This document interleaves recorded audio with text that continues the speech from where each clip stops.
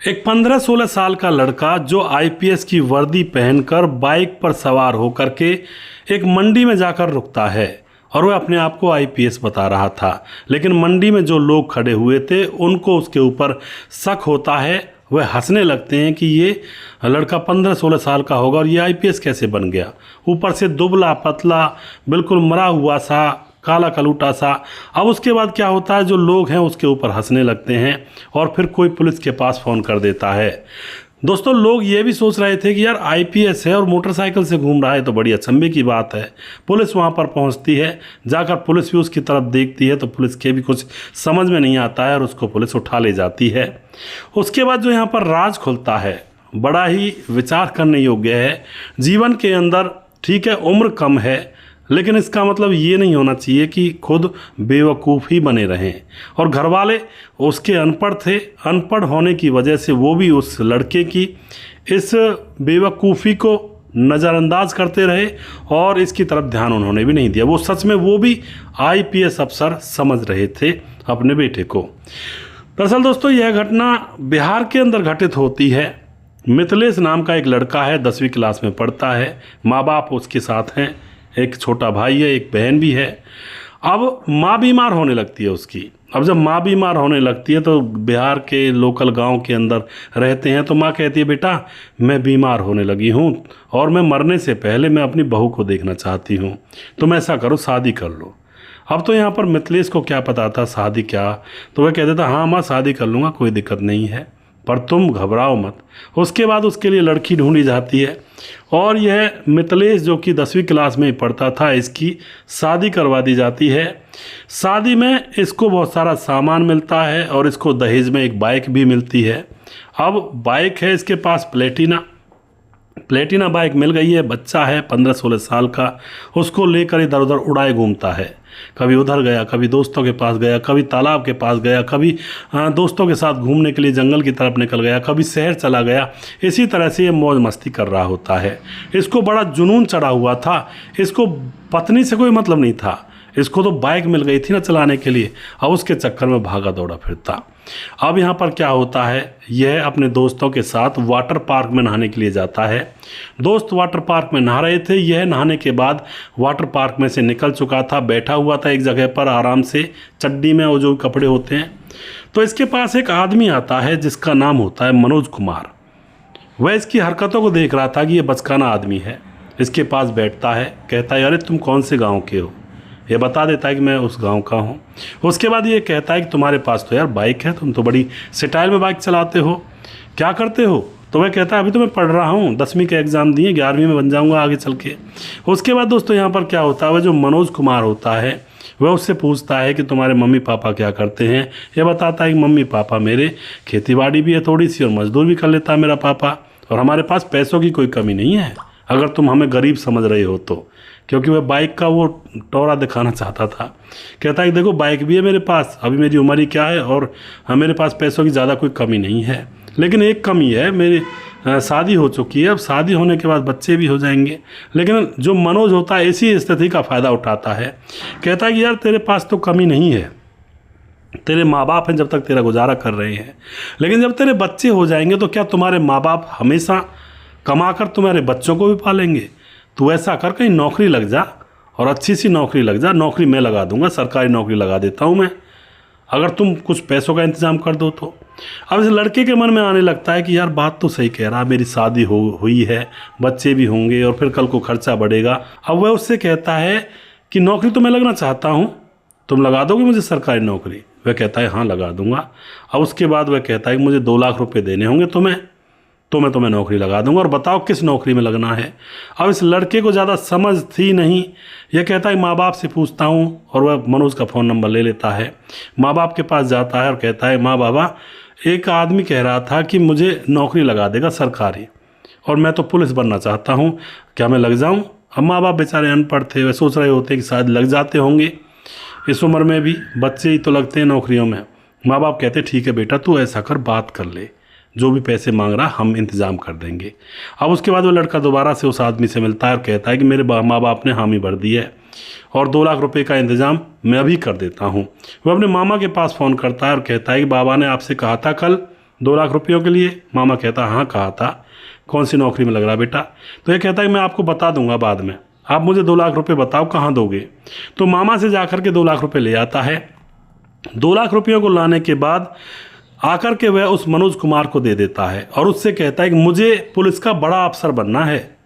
उसको पता नहीं था अफसर की पोस्ट कौन सी है, कौन सी वर्दी पहन। तो मनोज कुमार कह देता ठीक है मैं तुम्हें बड़ा अफसर बना दूंगा, तुम अगले दिन आ जाना। दूसरे दिन वह मनोज कुमार के पास जाता है तो मनोज कुमार ने उसका नाप लिया। वह कहता है नाप किस लिए? तो मनोज कुमार कहता है अरे तुम्हारी वर्दी भी तो बनेगी। मनोज कुमार उसका नाप लेता है। नाप लेने के बाद उसको तीसरे दिन फिर से बुलाता है। तीसरे दिन यह जाता है, जा कर के इसको मनोज कुमार कपड़े पहना देता है। कपड़े आईपीएस अफसर के थे, बड़े अधिकारी के, और 3-4 स्टार जो भी होते हैं। उसके बाद दोस्तों ये वर्दी पहनता है और फिर इसकी बगल में एक बंदूक लटका देता है, जो खिलौना वाली होती है ना, जिसमें से पिचकारी निकलती है और जिसमें से वो लाइटर भी जल जाता है। और उससे कह देता है कि इसको निकालना मत कहीं बाजार में या घर पर भी, लोग डर जाएंगे। अब वह लड़का बड़ा टौर में आ जाता है कि ठीक है मैं निकालूंगा नहीं। अब वर्दी उसको दे दी जाती है, बंदूक को बगल में लगा कर वह गाँव पहुँचता है।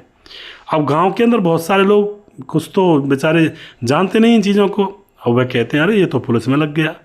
और गांव के कुछ लोग कहते हैं उसके पिता से अरे तुम्हारा बेटा तो पुलिस में लग गया। और फिर वह कहता है हाँ मेरा बेटा पुलिस में लग गया, 2 लाख रुपए भरे हैं तब जाकर लगा है। गांव में रहता है। अब दूसरे दिन उसकी ज्वाइनिंग होनी थी।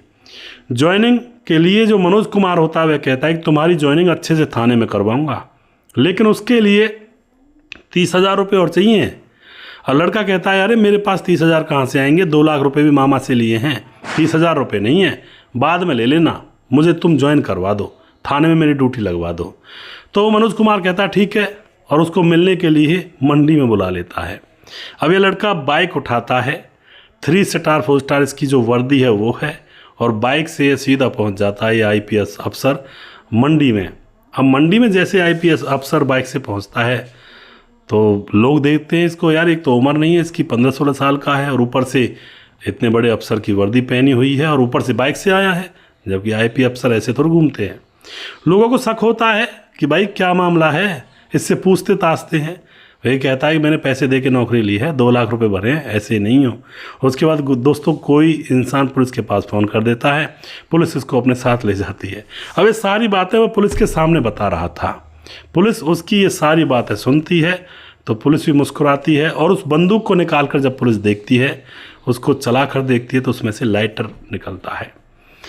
अब यहाँ पर इस लड़के के जो खिलाफ मतलब थोड़ी बहुत जो कागजी कार्रवाई होती है वो पुलिस करती है। इसकी वर्दी को उतरवाती है और इसके साधारण कपड़े मंगाती है, और इससे कहती है कि आज के बाद ऐसी हरकत होने ना पाए, और उस मनोज कुमार का नंबर लिया जाता है।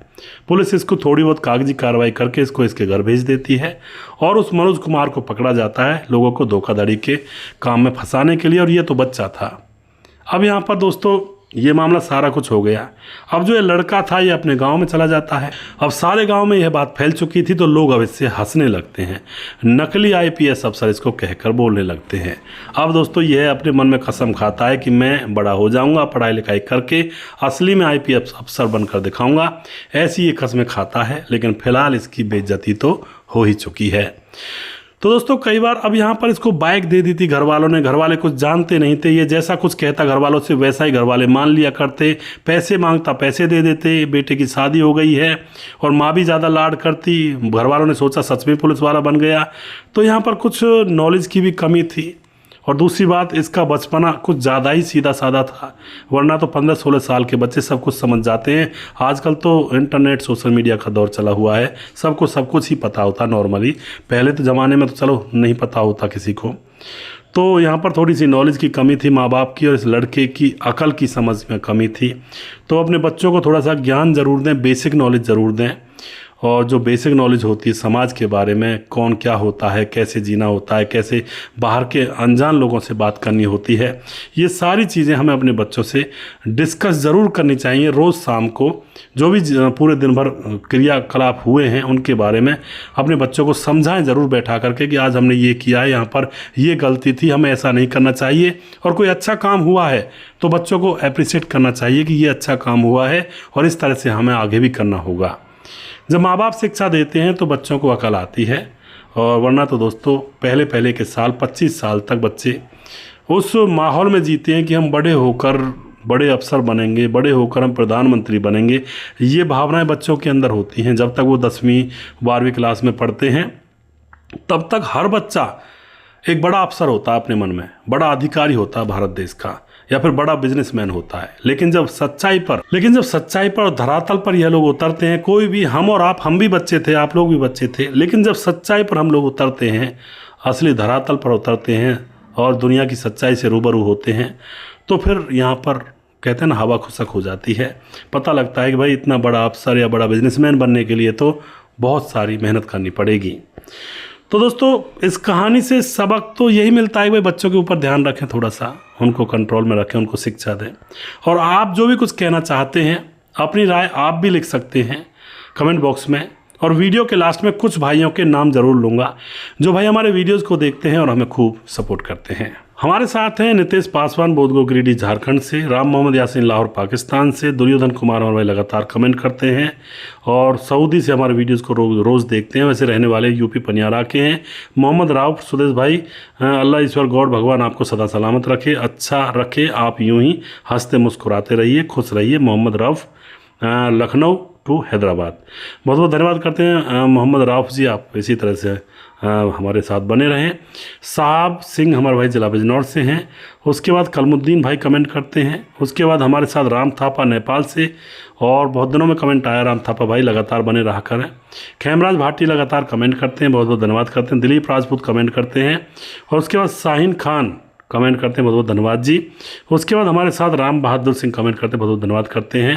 श्यामलाल चौधरी नौका बीकानेर राजस्थान से हमारे वीडियोज़ पर लगातार बने रहते हैं। राजकिशोर चौरसिया हमारे भाई लगातार बने रहते हैं। भीम कसारे हमारे भाई लगातार बने रहते हैं, कहते हैं कहानी बहुत अच्छी है। भीम शिवाजी कसरे तादौड़ जी, पुणे महाराष्ट्र, इस तरह से लिखा हुआ है इन्होंने। उसके बाद हमारे साथ लालाराम संकवार कमेंट करते हैं, 32 लखनऊ से हैं।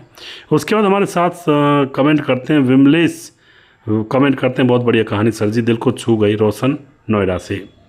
और दोस्तों उसके बाद सुखवीर कुमार हमारे भाई लगातार कमेंट करते हैं, हेलो सर जी, आपकी वीडियो लेट बहुत आ रही है। फिलहाल लेट नहीं है सुखवीर भाई, कई वीडियो में आपने कहा है। नितेश पासवान कमेंट करते हैं, नमस्ते सर जी, बोधगो गिरिडीह झारखंड से हैं। और दुर्योधन भाई हमारे भाई लगातार कमेंट करते रहते हैं, भाई नमस्ते, यूपी पनियारा महराजगंज से हैं। कुछ भाई हमारे फेसबुक पर हैं, उनके नाम भी मैं यहाँ पर ले लेता हूँ। फेसबुक पर भी बहुत सारे भाई कमेंट करते हैं, खूब सपोर्ट करते हैं। सभी भाइयों का दिल की गहराइयों से मैं धन्यवाद करता हूं। इसी तरह से अपना साथ हमारे साथ बनाए रखें। और दोस्तों बेकारी लड़की बनी दरोगा, इस वीडियो के अंदर जिन भाइयों ने कमेंट किए हैं उन कमेंट्स को मैं यहाँ पर पढ़ रहा हूं। समाधान पाटिल, नमस्कार भाई, आपकी कहानी बहुत अच्छी होती है जी, बहुत बहुत धन्यवाद, सीखने को मिलता है कुछ। अशोक कुमार, सुदेश भाई, ये कहानी सुन के आंखों में आंसू आ गए, पहली बार दिल हिल गया, और तकदीर क्या बना देती है, क्या से क्या बना देती है, बिल्कुल सही कह रहे हैं। अशोक कुमार यादव, नेपाल, विराटनगर, दुबई में रहते हैं। उसके बाद अजय देवनाथ, बहुत अच्छी कहानी सुनने को मिलती है सुदेश भाई, thank you. Vijay Kumar, nice, बहुत बहुत धन्यवाद जी। भीमदत्त जोशी, आजकल आपकी वीडियो कम आ रही हैं, स्वास्थ्य ठीक है ना आपका? हाँ भीमदत्त जी, थोड़ा कम तो हैं, स्वास्थ्य तो अब ठीक ही हो गया है जहाँ तक मुझे उम्मीद है, और अब तो शायद कोई दिक्कत ना हो, लेकिन वो किस्मत में जो होता है वो तो पता नहीं चलता क्या हो जाए। लेकिन फ़िलहाल ठीक है स्वास्थ्य, दवाई गोलियाँ भी बंद हो गई हैं, नॉर्मल चल रही हैं थोड़ी बहुत। भीमदत्त जोशी, और उसके बाद राम शब्द हमारे भाई राम जी। अजय ठाकुर, जय श्री कृष्णा भाई जी, और बहुत ही अच्छी कहानी सुनाई आपने, भावुक कर दिया, गॉड ब्लेस यू, बहुत बहुत धन्यवाद करते हैं भाई को। उसके बाद रमाकांत कुशवाहा, मोती लाल भविष्कार, सर जी आपकी वीडियो सुनकर बहुत दुख होता है, बहुत नाराज़ हो जाता हूं मैं, आपका वीडियो जो भी आता है वह बड़ा दुख भरा रहता है। मैं चिंचवड़ गांव का रहने वाला हूं, 4 तालुका चोपड़ा, जिला जलगांव का मैं आपका वीडियो हमेशा देखता हूं, धन्यवाद। मोतीलाल जी आपका बहुत बहुत धन्यवाद, आप इसी तरह से सपोर्ट करते रहें। कृष्ण कुमार कमेंट करते हैं, सुखविंदर, वेरी नाइस। धीरज बनवाल, बहुत अच्छी कहानी है सर जी, कहाँ से लाते हो, बहुत बहुत धन्यवाद करते हैं भाई। सुधीर सिंह, मैं भी तो आपका चैनल देखता हूं सर, बहुत अच्छे आप बोलते हैं। मैं बिहार से हूँ, बेगूसराय ज़िला से। सुधीर जी बहुत बहुत धन्यवाद आपका, इसी तरह से आप सपोर्ट करते रहें। और उसके बाद हमारे साथ सुजीत कुमार कमेंट करते हैं, नमस्कार गुरुजी, राधे राधे, आप कैसे हो? मैं ठीक हूँ। और शंकर स्वामी, आप कहानी बहुत अच्छी लाते, बहुत बहुत धन्यवाद जी। जय गुप्ता, बहुत ही अच्छी कहानी है भाई जी, बहुत बहुत धन्यवाद। पंकज कुमार, सुरेश भाई नमस्कार, वेरी वेरी ब्यूटीफुल स्टोरी। मेरा नाम पंकज कुमार, उत्तर प्रदेश और कासगंज में रहता हूँ। मैं ब्लाइंड हूँ जी, बिल्कुल पंकज जी मैं जानता हूँ। और उसके बाद हमारे साथ प्रकाश विश्वकर्मा, प्रकाश, बहुत अच्छी कहानी है जी, आपके बहुत बहुत धन्यवाद जी। और जैनुद्दीन अंसारी, अच्छा है सुदेश भाई, बहुत बहुत धन्यवाद। मोतीलाल दोबारा से कमेंट करते हैं। मुकेश कुमार यूपी 83 से। राम गोसाई, बहुत सुंदर कहानी भाई जी, आजकल किसी को कुछ भी नहीं बोला जा सकता। उसके बाद चरणजीत दहिया कमेंट करते हैं। सूरज डी, राम राम सुदेश भाई, वेरी गुड स्टोरी। ऐसे लोग होते हैं और दया करने वाले भी होते हैं। थैंक्स गॉड, टेक केयर भाई जी। I am Suraj from Fiji. जय हिंद जय भारत, जय हिंद जय भारत जी। और उसके बाद मुनमुन श्रीवास्तव, बहुत ही अच्छी कहानी है, बहुत बहुत धन्यवाद जी। राजेंद्र अग्रवाल, बहुत अच्छी कहानी है। तो सभी भाइयों का मैं दिल की गहराइयों से धन्यवाद करता हूं, जिन जिन भाइयों ने मेरे वीडियोस पर कमेंट किया है और जिन्होंने देखा है और जिन्होंने लाइक किया है, सभी भाइयों का बहुत बहुत धन्यवाद। लगातार देखते रहें, हमें सपोर्ट करते रहें, जिससे कि हमारा उत्साह और बढ़ता है अच्छी अच्छी वीडियो लाने का। अगला वीडियो बहुत जल्दी फिर से लेकर आऊँगा और जिस भाई का नाम रह गया है उस भाई का नाम अगले वीडियो में ज़रूर लूँगा। तब तक आप खुश रहें। जय हिंद जय भारत।